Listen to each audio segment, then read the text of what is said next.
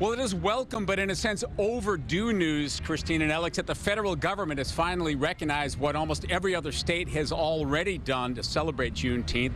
And the question here is, what more can Congress do besides giving federal employees the day off to have a lasting impact?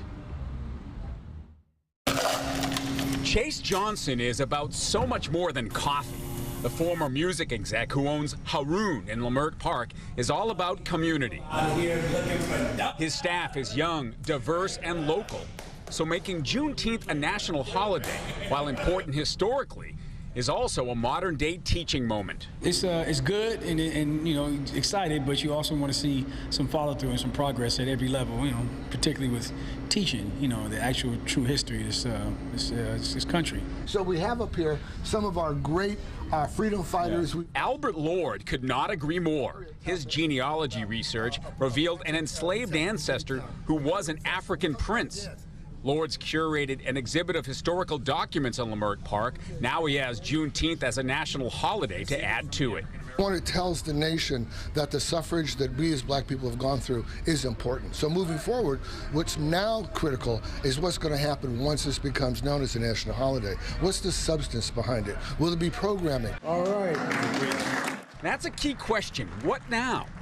So while the president and vice president were conducting the signing ceremony in Washington, D.C., activists came together in L.A. to call for more. We want to commend President Joe Biden. Reverend Shane Harris is president and founder of a national civil rights group called People's Association of Justice Advocates. He says Congress needs to pass substantive legislation.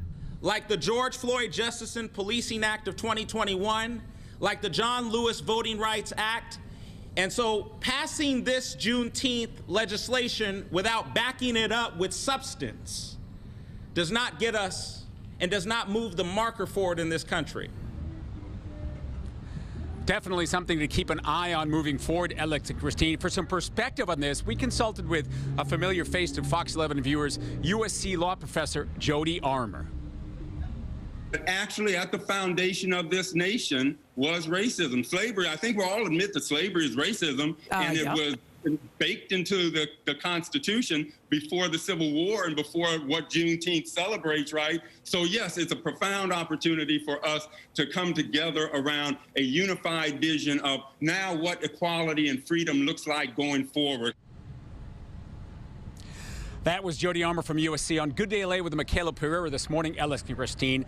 This passed unanimously in the Senate. 14 Congress people voted no, including 2 from California, among them Tom McClintock, who represents District 4 in the Sierras, saying, quote, "I don't believe it's healthy to reach into the dead past, revive its most malevolent conflicts, and reintroduce them into our age." Live in Leimert Park, I'm Phil Schuman, Fox 11 News.